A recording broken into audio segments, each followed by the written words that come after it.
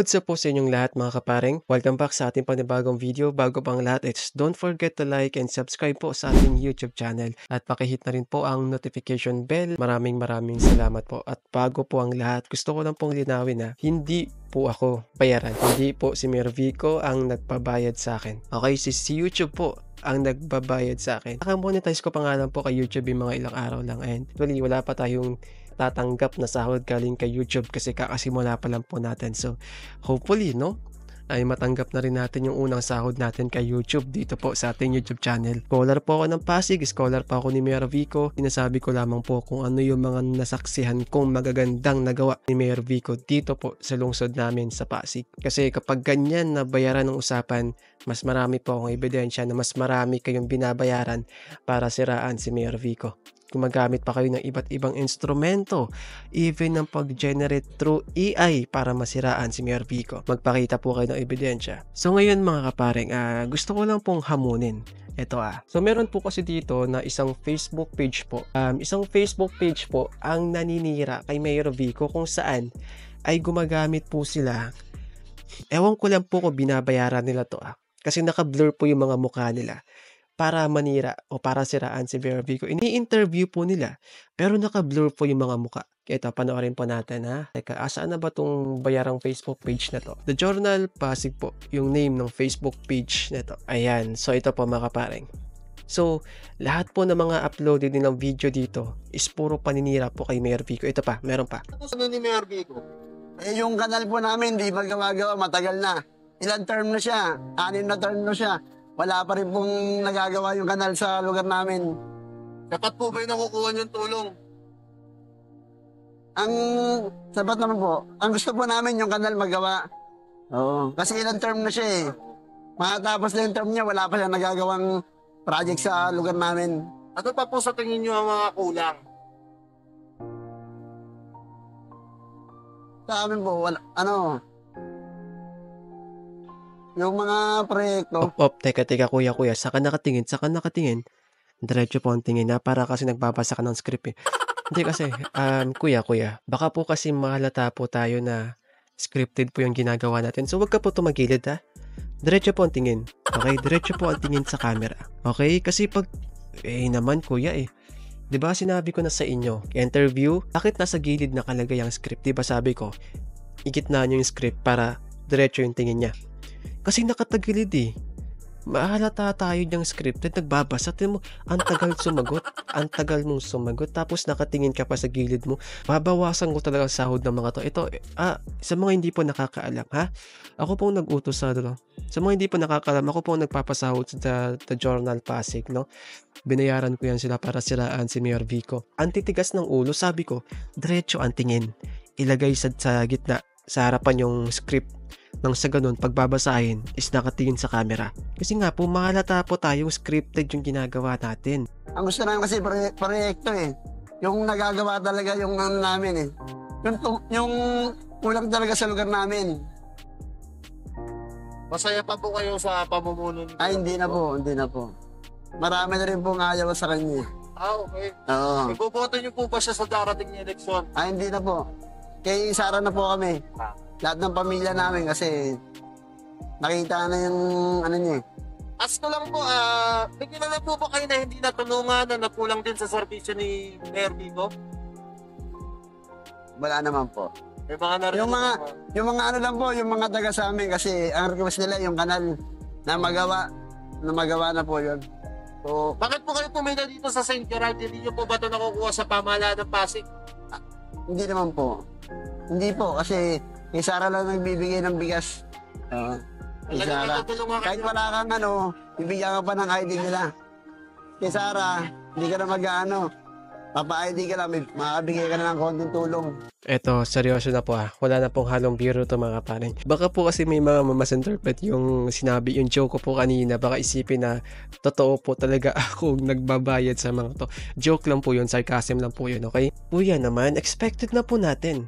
Diba? Kuya, kung sino ka man po, kuya naka-blur. Isipin na po natin to Hindi pa po ba tayo nasanay na tuwing eleksyon, ang mga politiko nagbibigay po ng bigas? Pagpapalit mo ba ang kinabukasan ng iyong lungsod sa 1 kilong bigas? Kuya naman, Unang-una po, yung issue about sa kanal, bakit nyo kay Mayor Vico i-ano kung totoo man po yung binibintang nyo? Ang una nyo pong lalapitan ay ang kapitan ninyo. May kapitan naman po kayo sa barangay nyo. Ang una pong titingin sa problemang yan, yung kapitan. Ito wala po akong gaanong alam, no, pagdating sa takbuhan sa politics. Based lang po ito sa knowledge ko. Okay, kasi ilang taon na rin po akong nonood, no, about sa mga politics. So, ito lang po yung base po sa pagkakaalam ko. Hindi po ba dapat kapag meron tayong problema sa ating barangay, gaya nga po no, ng problema sabi ni Kuya sa kanal, di ba ang unang nilalapitan natin ay ang ating mga kapitan? Kaya nga po meron tayong chairman, kapitan sa ating mga barangay kasi sila po ang unang titingin sa ating mga problema sa barangay. Kung hindi kaya ni kapitan, malapit siya ngayon sa munisipyo, sa local government kung saan sila sakop ng barangay. Sa Pasig, kay Mayor Vico. Yun po yung pagkakaalam ko. Sa kapitan nyo, unang idudulong yung problema nyo, then si kapitan, kapag hindi niya kaya, lalapit siya ngayon doon sa munisipyo, no? Sa local government ng lugar kay Mayor Vico. Yun po ang proseso na ginagawa sa pagkakaalam ko. Correct me if I'm wrong po, kasi wala, estudyante pa lang naman po ako, so nag-aaral pa. So wala pa akong ganang alam sa politics. Based lang po ito sa knowledge ko, no? Sa mga napapanood ko, sa mga, yun nga po, sa mga documentary and politics na related po sa politika. So yun po yung pagkakaalam ko. Dahil dun sa kanal, na hindi nyo naman nilapit kay Mayor Vico, na hindi nyo naman nilapit sa kapitan, paano po malalaman ni Mayor Vico ang problema nyo sa kanal dahil nakatanggap ka ng bigas kaling sa kandidatong si Sara? Boboto mo na siya. Well, opinion mo po yan.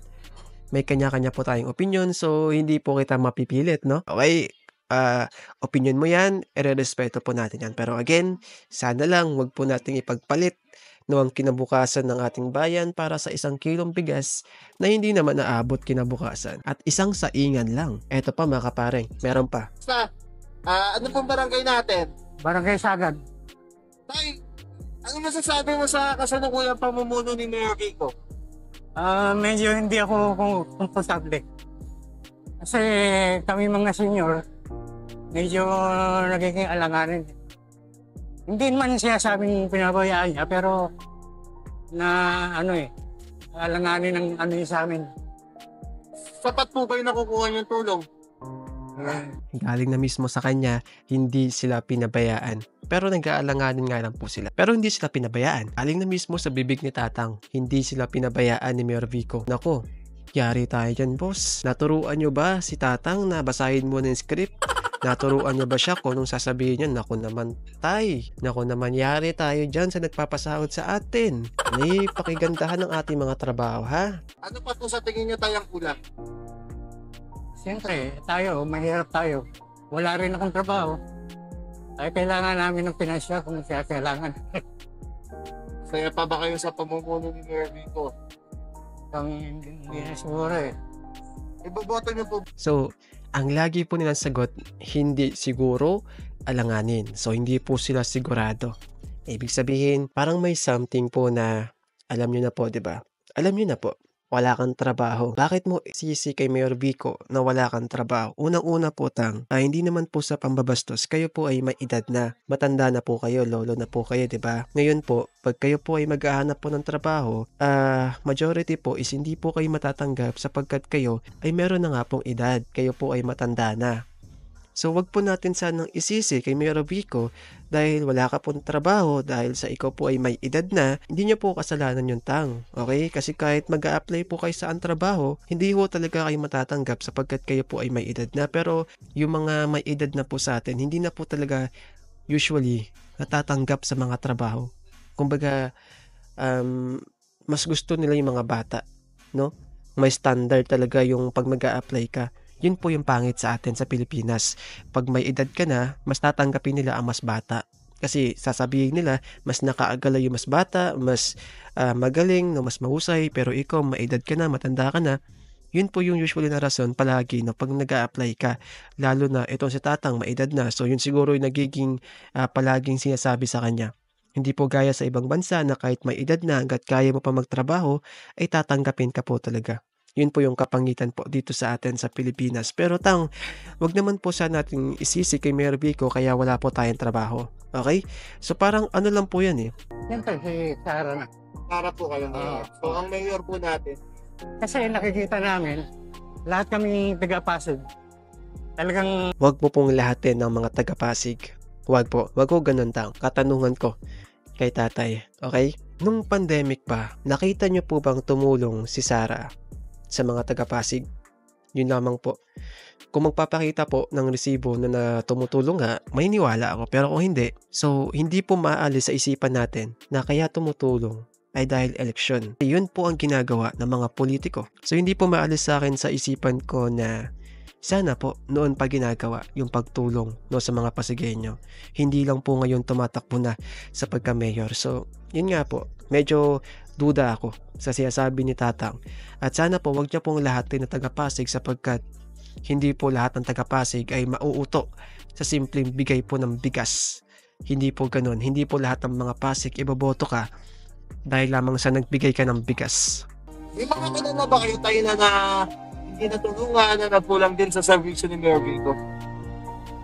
halos iba ang karamihan, siguro mga senior siguro.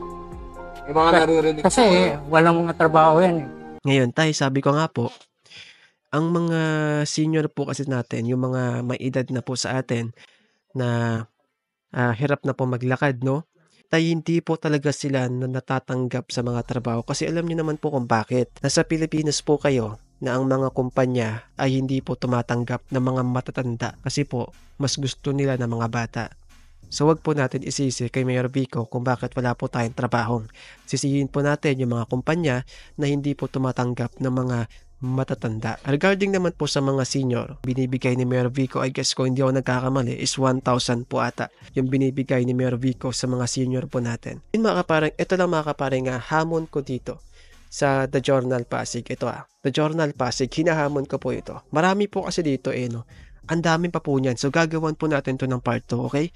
Gagawan po natin to ng part 2. Ito lang po ang hamon ko dito sa The Journal Pasig. Kung talagang lihitimo kayo, kung talagang totoo ang mga taong in-interview ninyo at hindi nyo po sila tinuruan, binayaran, scripted, ipakita nyo po ang mga mukha nila, 'di ba? Ipakita nyo ang tunay na mukha nila. Wala pong masama magpahayag ng sariling opinyon.